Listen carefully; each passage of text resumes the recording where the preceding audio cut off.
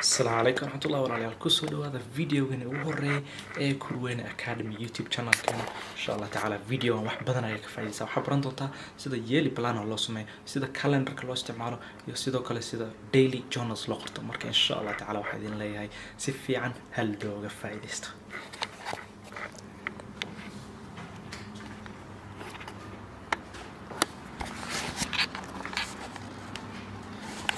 ما معلم كروح طبعا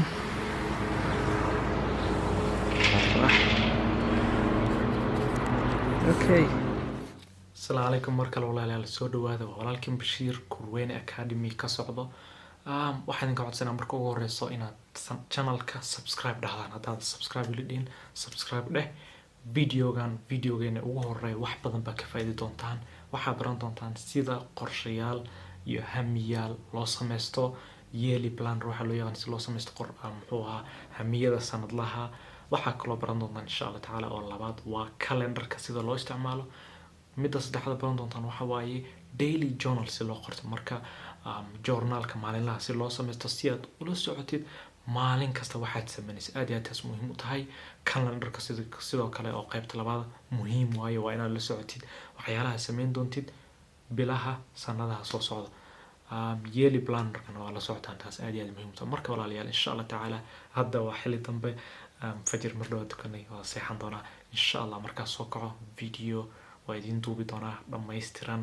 wax badan ka faa'iidi doontaan comments ka hoos waxa ku soo qorataan waxyaalaha mowduucyada aad jeclaan lahaydeen inaan idin kala hadlo ay idin muxuu ahaa idin kaga faa'iido insha Allah taala waxa kaloo idin ka codsanayaa inaad videogan haddaad ka heshaan like saartaan please haddaa wax ka faa'iido say doontaa u yaraato like saar mar kale subscribe dheh meesha aad iyo aad ugu badanahay waa Instagramka dad iga follow gareen insha Allah taala follow ideh Kurweyne kusoo qorta meesha bes Kurweyne ay ugu qoran marka Instagramka iga follow gareeya ka faa'iideyso insha Allah taala أتاني الرسول الكريم أتاني الصديق أتاني عمر أتاني الرجال الأمات الضلال السلام عليكم ورحمة الله walaalayaal ku soo dhawaada qaybta ugu horeyso videogeegan goal settingka waa yearly planner waa sida muxuu ahaa plan loo sameysto sanadka plan laha ama qorshe sanadle si loo sameysto marka insha Allah taala waxa idin diyaariyay documentigan waa soo download gareyn kartaan hoos descriptionka ku soo dari doona insha Allah taala marka waa Notion website kan isticmaalayo notion.so baa qoranaysaa notion.so markaas website waxa sameysanaysaa account si free ah adigoo isticmaalayo gmail-kaaga marka sanadka 2020 yearly planner summary marka inta waxa ku qori doontaa sanadkan iyo waxyaalaha aad focus ka saari doonto waxyaalaha aad diiradda saari doonto horumarka aad rabtid inaad gaartid 2 ilaa 3 paragraph inta ku qor muxuu ahaa marka waxyaalaha muhiimka u ah inaan plan-keenan dhammaystirno waxa waaye waa inaan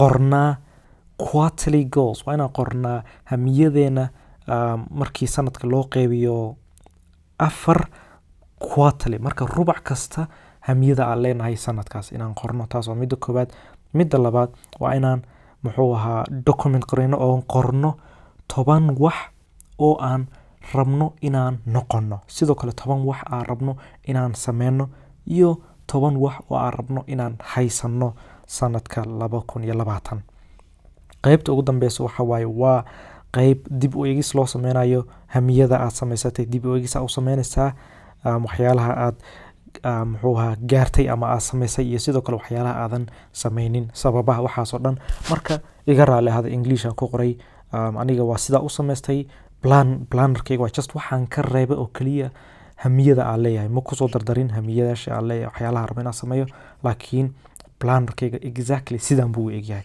summary-ga waa ka reebay summary-gayga marka intana waa iska quote aad jeclahay keeping track of your goals is an important step to ensuring you are taking the right steps to achieving them so a goal without written actionable steps is just an idea. It just remains an idea. Marka waa muhiim inaad goolyaashaada waa inaad muxuu ahaa steps iyo tallaabooyin aad qaadaysid waa inaad ka dhigatid oo muxuu waana muhiim inaad la socotid inaad dhinaca wadada saxsan ku socotid.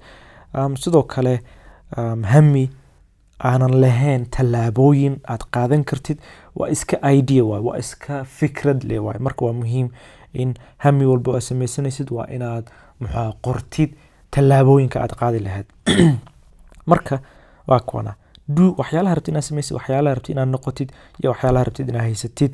marka goal setting markii hamiyo aad samaynaysid waxaa loo qaybin karaa 3 qaybood oo muhiim ah. maxaad rabtaa inaad samaysid? What do you want to do? What do I want to do? waa tallaabooyin iyo waxyaalayaal experiences iyo waxyaalo aad rabtid inaad muxuu ahaa samaysid. sidoo kale maxaad rabtaa inaad noqotid? sidee rabtaa qof sidee camal rabtaa inaad u fikirtid fikir ahaan, sidee dareenkaaga shucuurahaaga qof sidee noocee camal rabtaa inaad noqotid. qaybta ugu dambeyso waa maxay waxyaalaha rabtid inaad haysatid. marka qaybtan ugu dambeyso waa iska material positions waa waxyaalaha rabtid inaad gagatid oo markii aad muxuu ahaa financials iyo waxyaalaha markii ku galaan waxyaalaha rabtid inaad gadatid sida saacado, guryo, gaariyaal iyo wixii lamid ah. marka dadka badankood goals markay samaysanayaan qaybtan ugu dambeyso basi focus ka saaraan. anigana waxaa dhihi lahaa qaybta aan saas u muhiimsanayn labadan qaybood ka muhiimsan waxyaalaha rabtid inaad noqotid waxyaalaha rabtid inaad samaysid iyo waxyaalaha rabtid inaad noqotid aad iyo aad muhiim yihiin. marka waxa muhiim ah shakhsi ahaan qof ahaan inaad kortid maskaxiyan. marka qaybtan ugu horeyso ama daa ku dhufto waa ma edit garan laakiin qaybtan waxa waa reflection waa dib u eegis 2019 waxyaalaha sida ahayd waxyaalaha aad samaysay waxyaalaha aad rabtay inaad samaysay waxyaalaha aad sameyn waxaas oo dhan dib u eegis ku samee. marka inta ku dhufanaysa dib u eegis ku sameyn doontaa insha Allah taala. qaybta ugu horeyso waa rubaca ugu horeeya ee 2020 waa bisha January, February iyo March. marka Janaayo, Febraayo iyo Marso. qaybta labaad waa rubaca labaad wuxuu ahaa oo ah April, May iyo June. marka hadda rubacana ku jirnaa qaybta saddexaad iyo qaybta afraad. marka inta ka bilaabi doonta insha Allah taala maadaama qaybtaas hore la soo dhaafay. marka sida ugu horeyso sidoo kale qaybtan summary ayaa u sameynaysaa oo waa soo koobaysaa waxyaalaha rabtid rubacan inaad focus ka saartid. 3 bilood waxaa rabtid inaad focus ka saartid soo koobaysaa keywords xarfayaasha sanadka. qaybtan aniga u jeclay confidence qof muxuu ahaa confident ah oo kalsooni isku qabo, qof positive ah iyo qof optimistic ah oo wax walba dhinaca fiican ka fiirinayo had iyo jeer. marka key principle define your own values and framework. what is important to you? why is it important to you? marka waa inaad muxuu waxyaalaha adiga value garaysid ee aad adiga muxuu ahaa important ku ah muhiimka ku ah waa inaad define garaysid waa inaad qortid waa inaad taqaanid waxa muhiimka ku ah.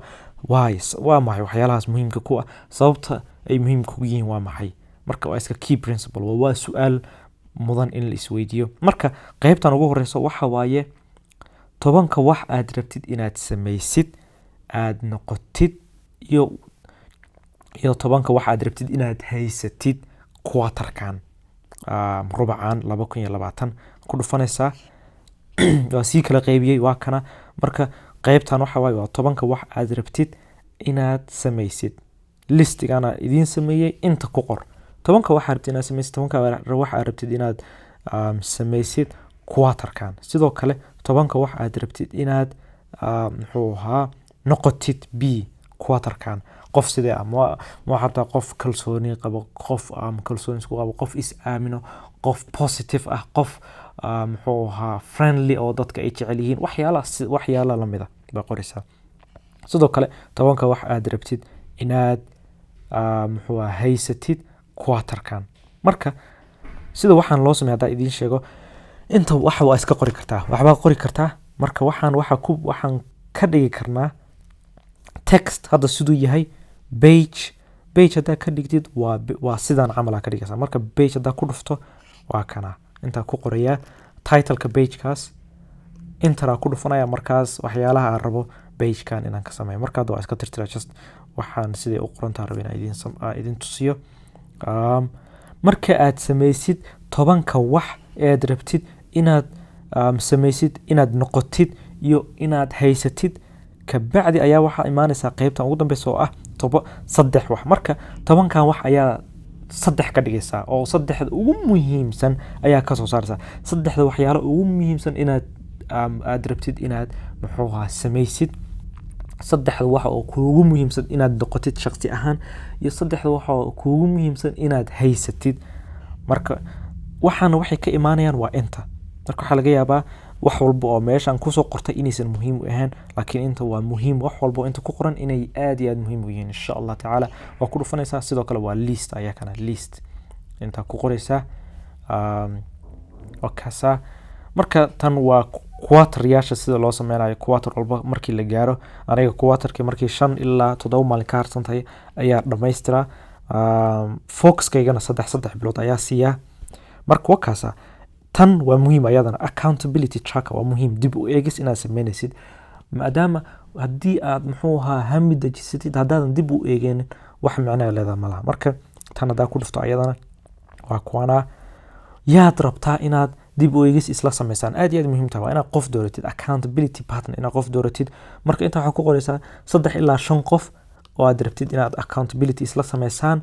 3 ilaa 5 qof mid baa ka dooranaysaa, midka is leedahay okay ninkan meel buu u socdaa, waa nin energetic, waa nin enthusiastic, waa nin positive oo aan wax isla qaban karno, meel isla gaari karno, qofkaas ayaa dooran kartaa. ama ninka qasab maahan gabar.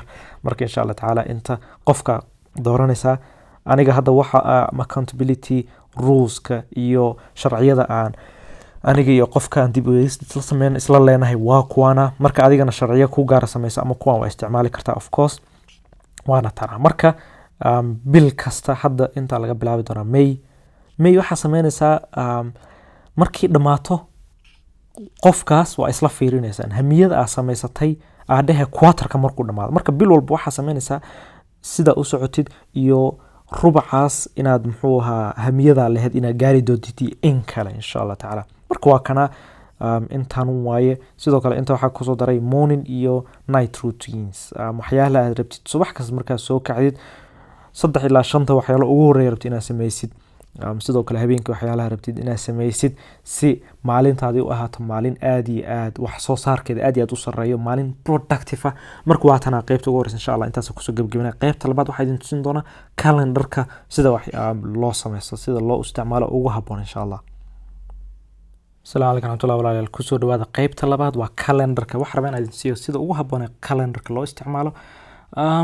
مركي أد يلي بلانر كأقدم ما يستيد هذا دا كلها بنا كواتر كان تصالح دا كلها بنا وحيالها أدربتيد إن أد ووزر نقطتيد تصالح أنا حرت أنا نقطتيد قف spiritual دينيا قف أدياد دينتيس أسرة مركا وحا سمانيسا diiniyan waxa rabtaa inaad diintaada iyo horumarkeeda aad horumarisid.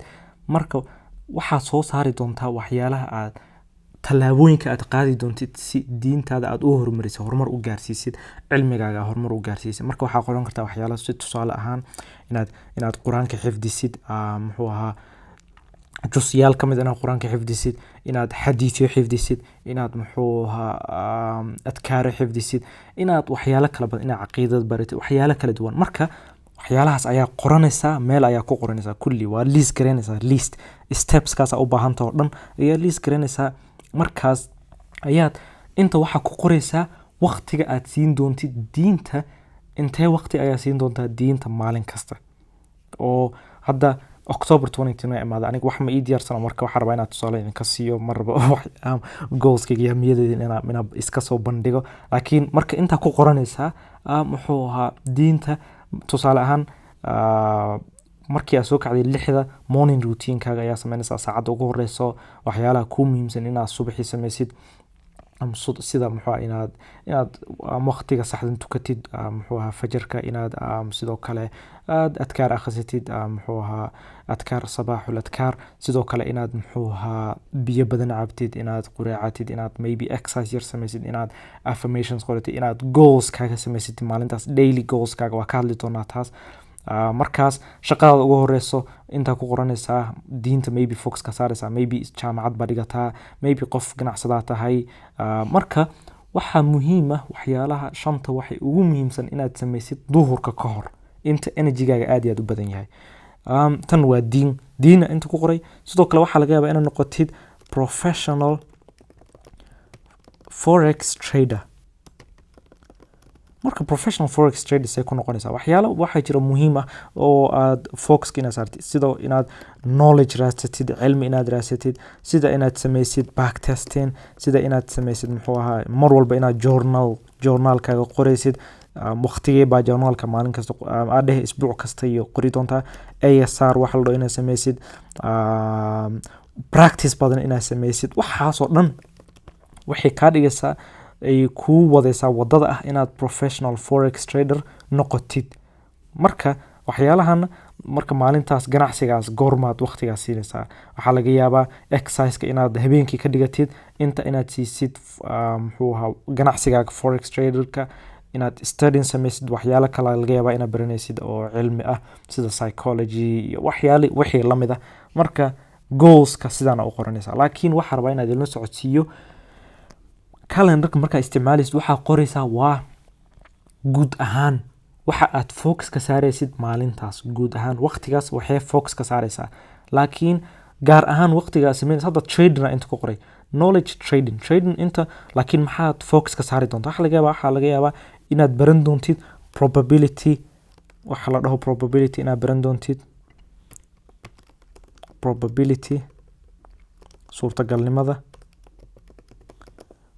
psychology. waxay baran doontaa maalintan waqtigan mawduuca baranaysid inta ma ku qoraysid. waxaa mawduucaas ku qoraysaa waa daily journalkaaga aad ka hadli doon. marka insha Allah daily journalka ayaa xigo. marka hadda waxaa idin tusin doonaa daily journalka si loo samaysto insha Allah. Assalamu alaykum warahmatullahi wabarakatuh. kusoo dhawaada qaybta ugu dambeysay insha Allah tacaala. waxaan ka hadli doonaa buugaas oo ah buugga daily journalkayga. maasha Allah maantana cimilo fiican qurux badan. ضرور عرض لك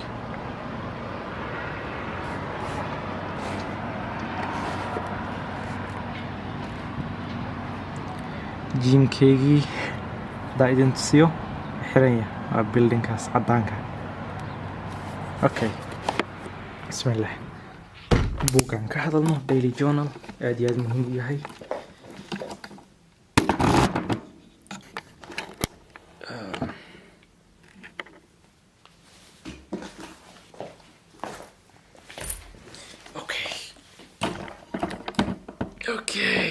السلام عليكم مركله. marka waxaan ka hadlaynaa buugan daily journal. asagana wuxuu la xiriiraa waxyaalaha hadda ka soo hadalnay ah yearly plannerka iyo calendarka. buugiris intaan leeg laba xaba ku filan sanadkii oo dhan. hadda idin siiyo intaan oo dhan laga soo bilaabo kan January sanadka bilowgiisii intaas oo dhan waa daily goals. wax kala ma maalin kasta aan buuxinayay. hadii ugu badato 3 maalmood ay dhaaftay. marka waxaan rabaa inaan ka hadlo qaybihiisa kala duwan. soo jeedaan si fiican loo arkaa. qaybta ugu horeysa waa tana. just inta waxa ku qoranaysaa taariikhda daily journal. shantaan waxa ugu horeyso focus me. waka marka wakaasa shanteeda hamiye maanta shanta goal la maanta inaan sameeyo xawaaye inaan 2 juz akhriya taas wali ma sameyn. inaan video sameeyo taas hadda sameynaya.